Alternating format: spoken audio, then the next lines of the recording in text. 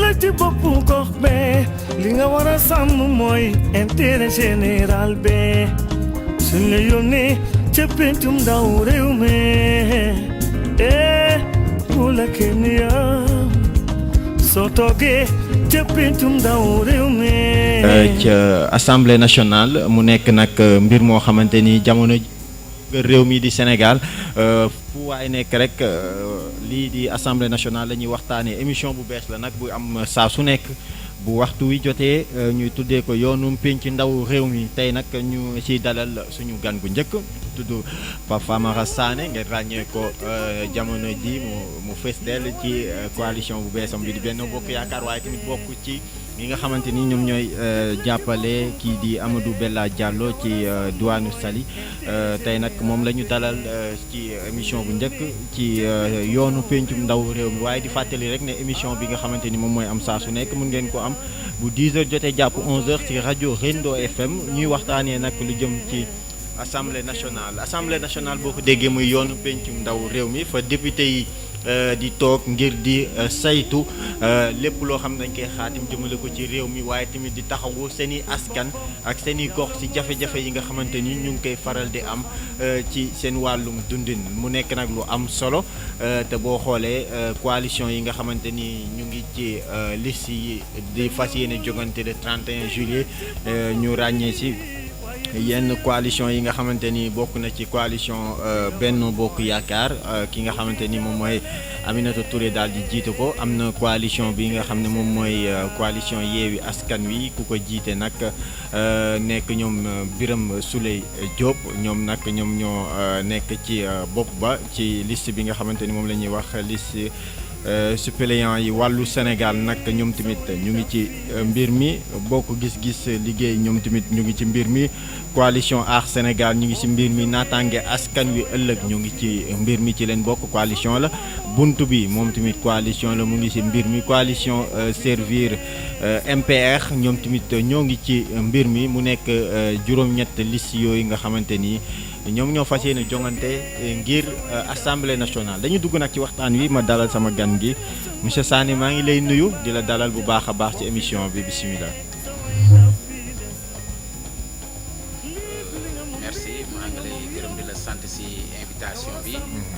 di kontaan trop ci honneur bi nga ma defal ma nekk première invité émission bi nga xam ne am na solo comme honneur la pour man donc ñu leen ci remercier bu wax di remercier MT rajo Rendo FM di nuyu waa Mbour yëpp ñi ñuy déglu di nuyu tamit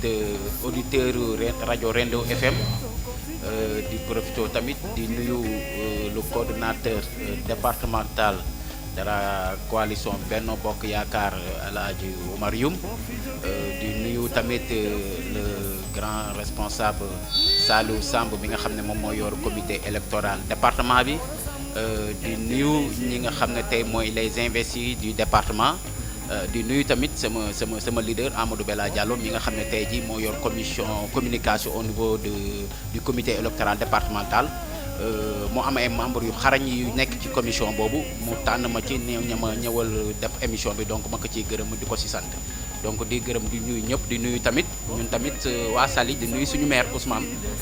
nii tamit moom tamit conseiller nga foofu waaw conseiller laa fa te Ousmane tamit yàlla dogal na ren investir nañ ko ci liste yi donc muy fierté pour waa Saly yëpp ma ko ci nuyu à travers lui de nuyu investir yëpp yi nga xam ne ñoo nekk ci biir département bi. jërëjëf Sané alors Djibi Ndiaye nga seq ak waxtaan wi donc ñu nar a xus ak jëm ci li nga xam ne moom mooy luy nit ñëpp di coow muy élection législative waaye laata loolu da ngeen bokkoon ci coalition bu tudd Gëm sa bopp Bella Diallo jiite woon ko mu nekkoon ci commune département bi nga xam ne mooy département bu Mbour nekkoon coordonnateur départemental fan yi ñu génn ci ginnaaw mu defoon déclaration ne dafay ñëw ngir jàppale le président de la République ci coalition Benno Bokk Yaakaar diggante boobu naka nga ko mën a expliquer yow tey. waaw expliquer diggante boobu day daal di yomb ci ñun parce que effectivement comme ni nga ko waxee Amadou Bella Diallo moo nekkoon le coordonnateur départemental de la grande coalition Gëm sa bopp yàlla dogal gis nga ni la grande coalition Gëm sa bopp du dem élection donc Amadou Bella Diallo nag acteur politique la donc mënut a toog les bras croisés. mais demoo ngeen élection locale yi. waaw demoon nañu élection locale mais élection yi ci gëm sa bopp la ñu demee woon. mais malheureusement élection législative yi gëm sa bopp dañ ko forclos demul dañoo rejeté ay listam donc bu ñu rejeté ay listam ak tamit Amadou Bella Diallo taxawaay bi mu am ci biir Saly ak ci biir département bi mënut a croiser les bras seetaan ci élection yi nga xam ne dañoo am solo muy élection législative yi donc il fallait tamit mu xool kan la mun a àndal ci biir élection yi mais ba mu xoolee waxtaan ak ñu bëri bi ko ci gën a dal xelam mooy la grande coalition Benno Bokk Yaakaar mu ñëw dugg ci kaw ci ginnaaw président woo na ko recevoir na ko wax ko mu ñëw jàpp ci liggéey bi moom tamit mu nangu loolu waxtaan seek ay ñoñom ñu mu àndal waxtaan ci bu baax ba ñëpp tey ji à l'unanimité nee nañ ko foo dem rek ànd nañu ak yow surtout nga ñëw ci coalition bi nga xam ne mooy Benno Bokk Yaakaar mu ñëw tamit intégré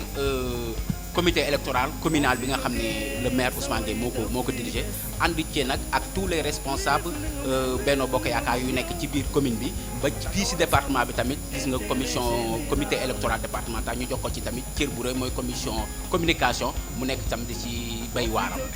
waaw loolu nekkul loo xamante ni day xaw a indi lu gaaw trop jóge ko ci coordonnateur départemental ñëw. président yi daal di lay recevoir président am nu mu la teertoo est-ce que amul tamit loo xamante ni tey day indi tuuti genre polémique bu ndaw ci yéen. waaw loolu nu mënta andi polémique xam nga boo fàttalikoo Amadou Bella Diallo ba muy def rentrée politique am si bannière Benno Bokk Yaakaar la ko defee ci Bougainville place Bougainville parce que boobu ñu ngi doon def meeting de suñu rentrée politique ànd bokk ay responsable yu nekk Saly ñu def meeting bu rëy biir Saly. yaakaaroon ni dinañu mën a dem élection ci bannière Benno mais xam nga affaire politique léegi-léegi day am yu ci laxasu mbir mi sottiwul ñu waxtaan ak gëm sa bopp mu jox ñu récépissé bi ñu dem ci élection donc élection yi législative yi ñu pare ko taxaw ci parrainage yi taxawaay bu am fulla ak fayda mais malheureusement liste gëm sa bopp bi dañ ko rejeté Amadou Bella Diallo nag mënut a croiser les bras il fallait nga def choix parce que élection yi élection yi dañoo am solo élection yi dañoo stratégique élection yi dañoo capital ci Sénégal ba tax na bépp acteur politique ci Sénégal war ngaa fexe nga participer ci élection yi yaa xam ne da ngay participer ànd ak la grande coalition Benno Bokk Yaakaar wala nga ànd ak opposition bi mais amul benn acteur politique bu war a croiser les bras ci njëriñ yu élection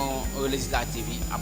donc Amadou Bella Diallo en tant que responsable politique ba mu ci waxtaan ak ñi mu ci war a waxtaan il a pris la décision dëgg yàlla tey jii ànd ak le président Macky Sall pour ñëw jàppale ko ci li nga xam ne mooy njëriñ Sénégal si njëriñu Sénégal la ñu teg nag ànd ak le président Macky Sall parce que élection yi ñun jàpp nañu élection yoo xam ne dafa capital dafa am solo ci avenir Sénégal ba tax na ku si nekk rek war ngaa mën a jël ses responsabilités nous on a pris nos responsabilités le mouvement ànd booloo defar Saly au passage mais nuyu tous les responsables du mouvement ànd booloo Saly day defar Saly ñi nga xam ne yombaloon nañu le président Amadou Bella Diallo choix bi nga xam ne tey def na ko pour dugg dans la grande coalition Benno Bokk Yaakaar parce que responsable yëpp à l'unanimité ñoo ko jox carte blanche ba tey jii ñu ngi si biir coalition Benno Bokk Yaakaar di ci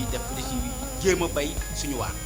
wax nga ko léegi ngeen ànd boo ko defar Saly benn coalition la boo xamante ni tey moom Bella moo ko jiite woon moo ko jiite jamono ji sax ba tey ngeen ñëw rejoindre coalition Benno Bokk Yaakaar ci liggéey boobu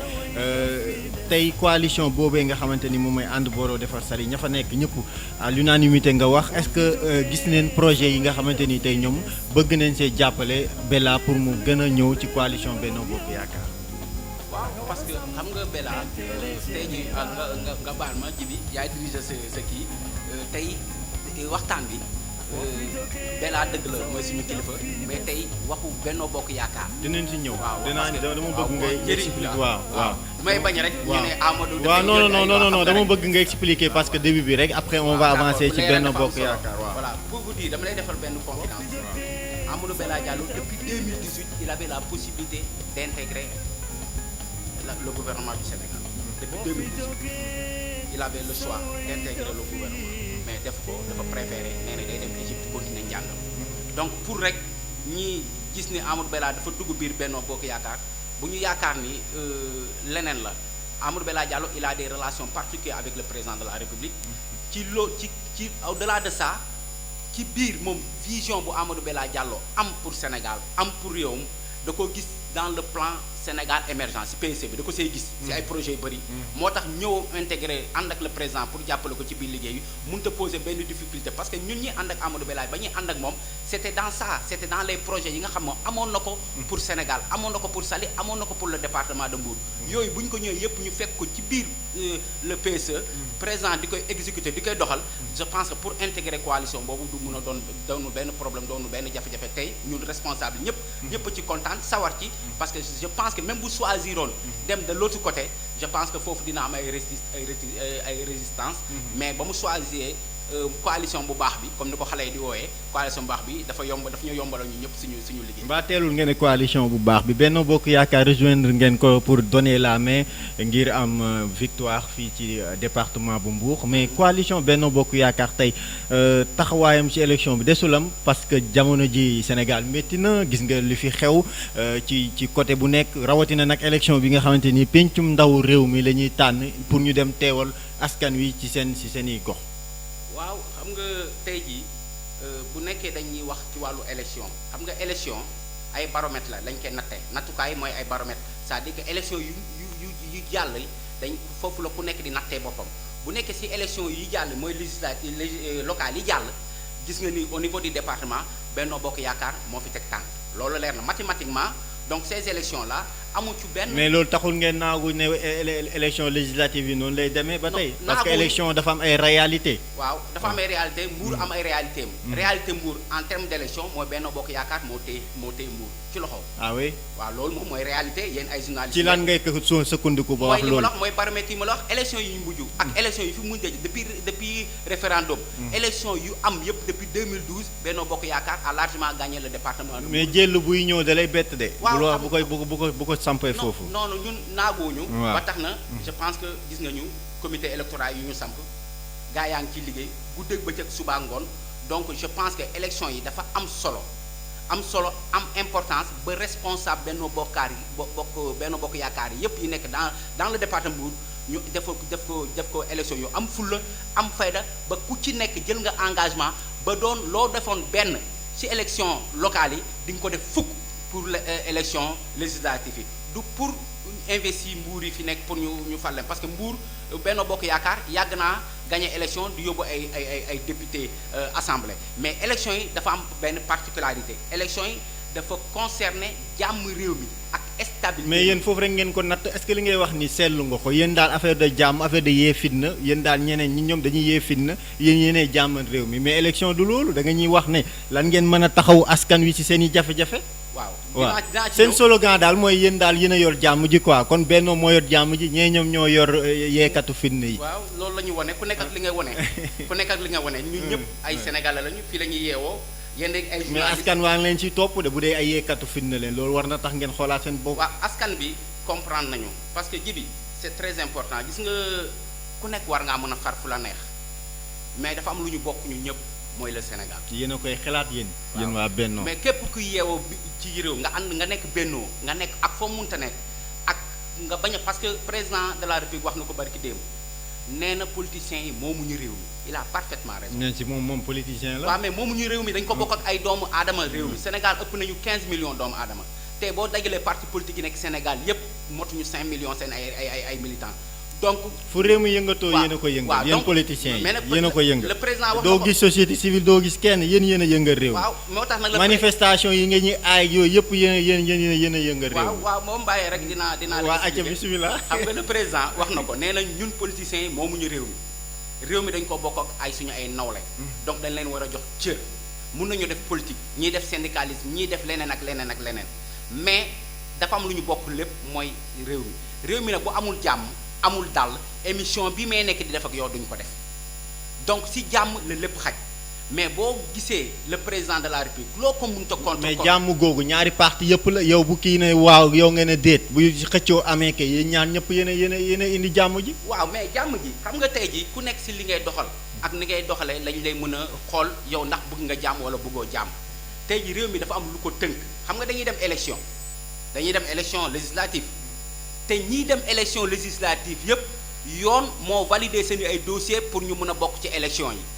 donc lu tax à chaque fois bu la yoon joxee li nga xam ne yow loolu nga bëggoon nga ne réew mi yoon am na bu yoon ne la lii fote nga ko lii jaarul yoon nga ne yoon amul. buñ ko jaaralewul ci yoon nag bëgg a indi joxe doole force pour mën a prévoir seen bopp. non loolu amu fi c'est-à-dire tey jii xam nga élection yi ñoom ñu ngi ñii di wax dañ gagné nañu ay collectivités locales tey bañ ko gagné dañoo yóbbu yoon moo leen wax ni yéen a gagné collectivités locales yi donc yoon boobu mënuñu à chaque fois bu ñu arrangé ñu ne yoon am na bu ñu arrangé ñu ne yoon am na réew mi nag ñun ñëpp dañ koo bokk boo gisee lii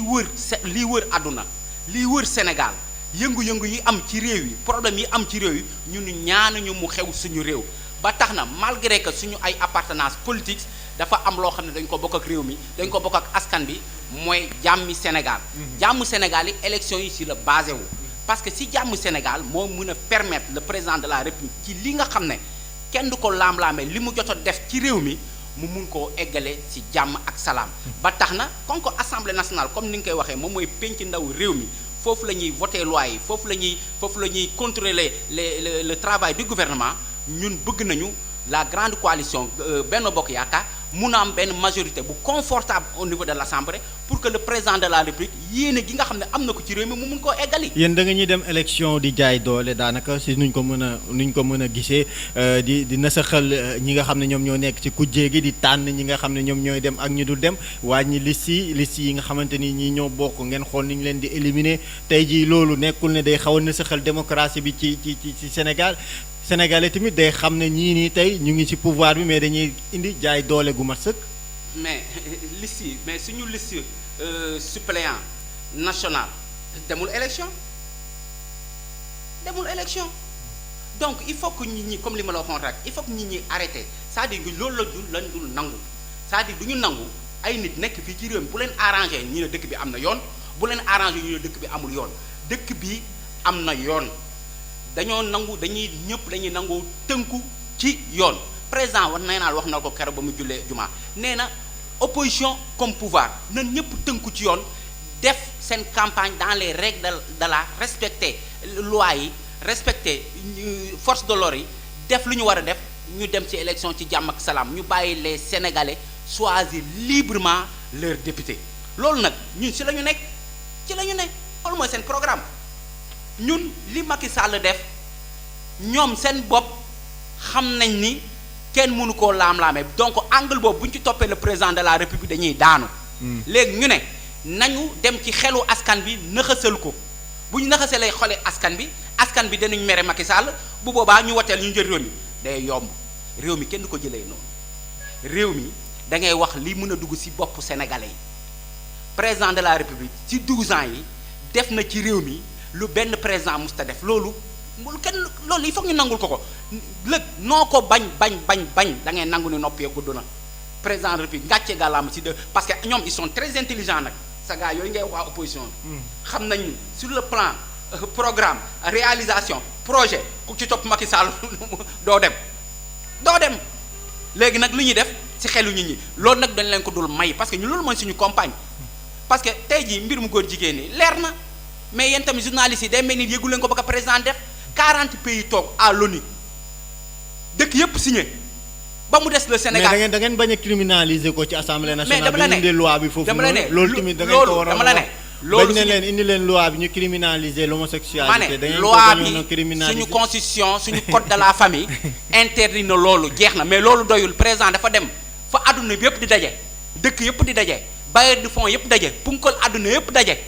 ñu ne leen signé leen Macky Sall ne signé wu ma parce que méngawul ak sama gëm-gëm réew méngawul ak sama diineewu réew méngawul ak sama cosaanu réew mu ne signé wu ma moom ak Libi mais journaliste Sénégal day mel ni ñoom yëguñu loolu kenn du ci wax kenn du ci commentaire. te pourtant wax nañ ci mais da ngeen ko wax nii rek mu jàll. mais loolu lu ñu féetale boor la mbirum góor jigéen ku ci campagne pour yàq der Macky Sall bu nga dem tëddi nelaw loolu Macky Sall féetale nañ ko boor si ñëw ñu ko tey si ñëw ñu ko suba si ñëw ñu ko gën a suba loolu leer na donc nag nañu arrêté loolu mënut a doon thème de campagne.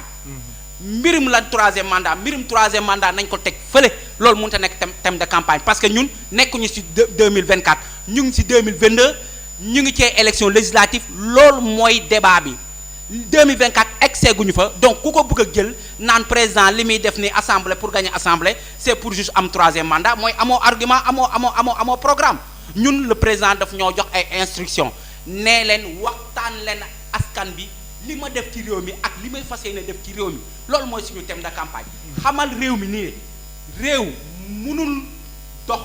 mënuñu koo liggéey ci fitna ci ay ak ci musiba am nañ nag ñi nga xam ne dañoo yaakaar ni ñoom ci fitna ak ci ay violence la ñu mën a jëlee réew mi nañ leen wax nañu dal nañu toog réew mi ci élection lañ ko président Macky Sall jëlee donc ci ay élection la ko keneen ku ko bëgg a jël ci ay élection nga koy jëlee maanaam mooy sénégalais ñooy xool ku leen doy programme bu leen doy ñu tànn kooku donc keneen ku yaakaar ne ci pexe ak ci ay leneen loo mënta yaakaar mun nga ko utiliser pour déstabiliser réew mi da ngay nax sa bopp da ngay nax sa bopp donc nañu wuti programme dem wax ak askan bi ñun dañoo yor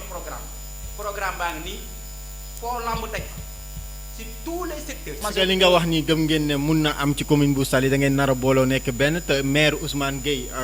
am na nu mu demee seen diggante ak moom ba tey ji yow conseiller nga ca mairie ba am na loo xamante ni teg na ko ci li projet boo xamante ni tey dafa waroon a am légitimité ngir di signer wala di yor yenn xaatim yoo xamante ni day jëm ci wàllum décision ci yenn espace public yi ngeen bañal ko est-ce que loolu tamit nekkul opposition radicale contre seen xarit boobu ngay wax ne Ousmane Gueye la. waaw xam nga damaa bëggoon débat bi ñu focaliser ko. non mais il faut mu leer fii nii waaw. mais monsieur le maire honorable député Ousmane Gueye sama xarit la di xaritu Bella local yi ku nekk am nga ñoo gisee woon ku nekk dem nga yàlla dogal na lu muy dogal yàlla dogalaat na le président de la république si li nga xam ne waa Saly yàgg nañ koo jooy. ni Saly du am nomination du ñu dugal ci liste yàlla defal nañu ren le président de la République dégg na suñu jooy ñun waa Saly mu jël suñu maire def ko investi ko ñu ko ciy gërëm di ko ci sant fas yéene nag accompagner ko ba mu am ndam moom yàgg naa am ndam biir Saly mais bu Bella ñooy bokk Pape Sylla ñoo bokk le grand Pape Gana Ngom ñoo bokk tonton Bokar Diallo ñoo bokk c'est-à-dire liste parallèle yi nekkoon biir Saly yépp suñu frère Pape Amadou Diane incha allah mi ngi ci yoon bi donc je te dis que tout le monde est d'accord autour du maire Ousmane Gueye pour une grande victoire écrasante au niveau de la commune de Saly à l'instar de tous les communes du département mais man conseil municipal la ba ma nekkee conseil municipal ci mairie bu Saly waa population bu Saly laa fa nekkal bépp document boo xam ne jox nañ ma ko ci biir mairie bi su ma si gisee lu ma comprendre wala li ma jàpp ne du njëriñu askan bi dama ciy opposé wu loolu nag non dafa amoon benn délibération bi nga xamoon le maire dafa bëggoon ñu defal ko pour mu mën a délibérer ak di muter ak di régulariser ay kayitu kër ak ay espace effectivement Saly problème boobu dafa am war nañoo mën a régulariser war nañoo mën a permettre le maire mu muter mais dama jàpp ne ak ñi ma àndaloon dañoo jàpp ne liggéey bi dafa gaaw dañoo waroon jël le temps qu'il faut quartier bu ne ñu wàcc fa ànd ak le délégué de quartier ak association de jeunes yi fa nekk ñu dem ci sites yi nga xam ne maire bëgg na koo délibérer ñu xool ko pour ëllëg pas pour attaquer le maire pas ba mais pour ëllëg parce que ëllëg dafa jar a sóoraale pour ëllëg bu maire di jël décision ñu mën a ne ñun de waa commission domaniale ak commission technique ñun de àndoon nañ ci quartier bi effectivement maire moo ñu yónnoo ñu dem xooli ba ñu demee gis nañ fa lii gis nañ fi donc maire ëllëg bu jëlee décision mu bañ a impacté ci moom man sama rôle ci biir conseil bi la bu ñoo nekk ci biir conseil bi nga xam ne maire moo fait majorité di koy opposé wu munta ne mais lépp lu ñu xalaat ni leeru suñu bopp wala du njëriñu askan bi loolu moom bu soobee yàlla loolu duñ ci ànd loolu nag du wàññi benn yoon suñu engagement ci dans le Benno Bokk Yaakaar ci ginnaawam pour jàppale ko pour mu am ndam parce que instruction yooyu ak directive yooyu la ñu Amadou Bella Diallo jox ñu ngi ànd ak moom yépp neen nañu muyee suñu may lépp lu ñu doon def benn nañ ko def fukk pour tey victoire u Saly yàlla defal ñu ci mu doon une victoire écrasante. tey jii Benno Bokk Yaakaar yéen a ngi commencé seen campagne bi yéen a ngi def ay visite de proximité yéen a ngi ànd ak responsable yi di dugg ci kër yeeg yooyu noonu di waxtaan ak askan wi tey seen programme bi nga xamante ni tey fas yéene ngeen ko nas ngir mën a am une majorité fii nii tey ci benn axe rek lan nga ñu ko mën a tënkalee tey jii. waaw ñun lu ñu comprendre mooy li ma la wax sànq mathématiquement dañuy gagné commune bu Saly dañuy gagné département loolu moom c'est dafa leer. combat bi fu mu ne mooy taux de participation bi parce que carte électeurs yi ñu ngi souffrance au niveau des préfectures ñiy ñaan ci biir comité électoral yi ñi nga xam ñoo yor wàllu commission politique et stratégie ñu fexe teg ay stratégie pour pousse askan bi ñu dem ñu récupérer ji seen carte tey jii boo demee ci commission de distribution des cartes tamit na nit ñi def liggéey bi war Sénégalais dem mais yéen ndaw ñu mën loolu impliqué woo leen ci combat bi da ngeen leen xaw a mel ni ku leen bedd dugal mag ñi. non xale yi ñu ngi ci dañ leen di ñaax rek ñu gën a def parce que ñun loolu mooy combat bi du ngañaay bi yàlla xam na ni ngañaay bi mathématiquement yéen ñi ñëpp xam ngeen ko ni Benno Bokk Yaakaar département moom ci loxoom la ne ñu ngi koy taux de participation la ne bugg fexe ba au niveau du département ñu am fi ngañaay boo xam ne dinañu gagné ba pare jël suñu wàllu cotiser ci panier national bi loolu mooy objectif mooy directive yi nga xam ne le coordonnateur départemental maître Oumar Youm joxe na ko loolu mooy li nga xam ne le coordonnateur le président du comité électoral départemental monsieur Saliou Samb joxe nañ ko ngañaay bi moom leer nañ ñu jërëjëf li ñu bëgg mooy ñu fexe wax nit ñi ñu dem jëli seen ay carte ñi dem jëli seen ak carte dem voter pour ñu gagner ngañaay bu yaatu ba ñu mën a cotiser bu am solo ci panier national bi pour bu ëllëgee ñu mën a suñu député yi jomma ñaaw yi mën a jàkkaarloog le président de la république ne ko président jox nañ la ba cotiser nañu lii de des na Mbour lii manqué na Mbour bu ñu sañoon lii yokku bu ñu sañoon nga defal ñu bu ñu sañoon nga defal ñu waaw jërëjëf Pape Famara Sané xanaa nga tàggoo rek ñu lay gërëm bu baax a baax ci ñëw bi nga xam ne ñëw nga ko fii nii. ok Jibi ñaa ngi lay gërëm di la sant di profité ci occasion bi rek di nuyuwaat ñëpp di baalu ñëpp ak di baal ñëpp ak di ñaan responsable Benno Bokk Yaakaar dynamique bi ñu nekk nañ ci continuer yàlla bu ñu ko defee yàlla dañ defal ndam ba li nga xam ne le président de la république mu ngi koy xaar ci ñun ñu mun koo motale di nuyu sama kilifa Amadou Bella Diallo di nuyu le coordonnateur départemental maître Oumar Youm mi nga xam ne tamit am na liggéey bu mucc ay boo xam ne gis nañ ko mu koy def ci département bi di nuyuwaat comme ni ma la waxee tamit le coordonnateur le président comité électoral départemental mi ngi def liggéey bu am solo ci gis nañ ko mu ngi def ñu ngi nuyu tamit ñu ngi investi yëpp gis nañ ku ci nekk taxawaay bi nga xam ne taxaw nga ko du pour ñu leen investir mais dañoo comprendre enjeu élection yi di nuyu tamit sama waa commune de Saly di nuyu waa ànd booloo defar Saly di leen wax tamit président mu ngi leen di ñaan à chaque fois fu Benno Bokk Yaakaar wooteere mooy au niveau départemental comme au niveau communal ñu ñëw teew di nuyu la suñu président comité électoral l'honorable député Ousmane Gueye ak leader yi nekk commune de Saly yépp di leen gërëm di leen sant ji bi kontaan nañ trop waaw balaa ngaa tëj Ousmane Tanor Dieng tey la bés bu mu génne woon àdduna yaakaar naa ne xam nga ko ci wàllum politique yu département bu Mbour waaw maa ngi si jéggalu baax parce que loolu laa waroon njëkkee parce que bu ma fi jógee léegi damay dem suñu kër camarade Assane Dione mi nga xam ne moo représenté le parti socialiste au niveau de la commune de Saly mu ngi koy wàccel te tootu wàccel kaamil donc di koy ñaanal yàlla yërëm ko fi mu ne teg ci loxo njaboot gi mu bàyyi ci ginnaaw yéene gi nga xam ne moom la président Ousmane Tanor Dieng amoon na ko ci département bi ñi nga xam ne ay leader politique la ñi nekk fii département ñu mun koo eggale parce que ñun ñëpp leeroon na ni amoon na yéene gu rëy ci département de Mbour loolu moo waraloon àndam ak le président de la République te ku gis li nga xam ne ay réalisation loo xam ne président mu ngi koy def ci département nga xam ne président warul la président Ousmane Tanor Dieng yàlla na suuf sedd fi mu nekk. jërëjëf ak drame stade de Mbour bi nga xamante ni stade Demba Diop amoon na ko tey tamit mooy fukki fan ak juróom mooy xale yi doon football Dakar ci atum 2017 waaw mu amoon si ñu si wàññeeku loolu tamit tey la anniversaire bi xanaa nga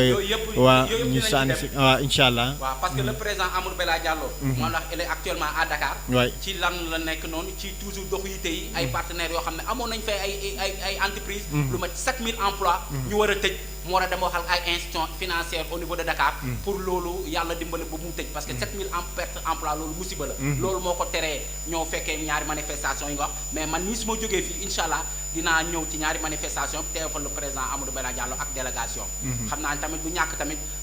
comité électoral bi nga xam ne tamit moo nekk commune de Saly ñoom wóor na ma ne instant bi ñu ngi kër Assane Dione pour wàcceel kaamil le grand secrétaire général Ousmane Tanor Dieng mais man su ma jógee fii dinañ def délégation pour ñoo fekkee événement yooyu ngay wax muy événement yu regrettable yi nga xam ne amoon na fi ci département de Mbour ñi ñaanal ñi nga xam ne ñoo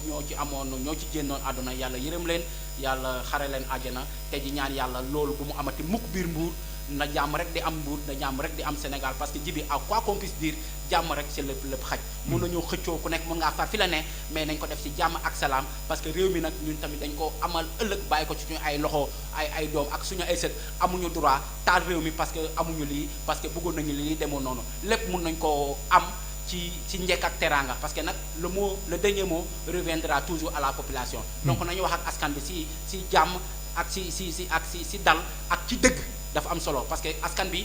dañoo xam dëgg. askan bi loo leen wax fii min li may wax fii yëpp gaa dañuy daw ci internet dem xooli ji ko donc kilifa wala responsable bu ci nekk si ñun booy wax ak askan bi na nga respecter intelligence askan bi te di leen wax dëgg parce que askan bi kenn mënatu leen a nax jërëjëf Pape Famara Sané jërëjëf moom leen dalaloon ci émission yoonu pencum ndaw réew mi mu bàyyeekoo ci commune bu Saly bokk ci coalition Benno Bokk Yaakaar ñu koy gërëm bu baax a baax ci wuyu bu mu wuyu si invitation bi émission bango tey nag fukki fan ak juróom ci weeru juillet xel dem ci président Ousmane Tanor Dieng bi nga xam ne bàyyeekoo woon na fi moom tamit nekkoon homme politique bu mag ci département bu Mbour ci Sénégal jiite woon parti bi nga xamante ni moom mooy parti socialiste ñu koy ñaanal yàlla na yàlla yokk leeram yàlla na yàlla xare ko àjjana ñi ñaanal tamit xale yi nga xamante ni ñoom ñoo fi jotoon bàyyeekoo muy juróom-ñett doomu Mbour yi gaañu woon ci jàmmaarloo bu amoon stade de Mbour ak US Ouakam ca jamonoy match yi nga xamante ni amoon na fi ci fële ca douane Dakar ñu leen di ñaanal ñoom tamit xale yooyu yal na yàlla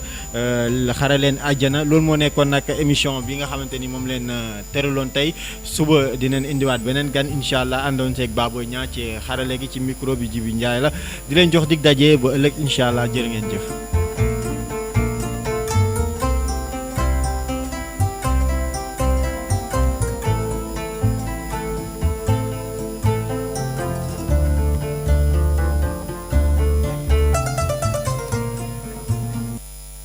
Puissance Radio. Puissance Radio. Let's go.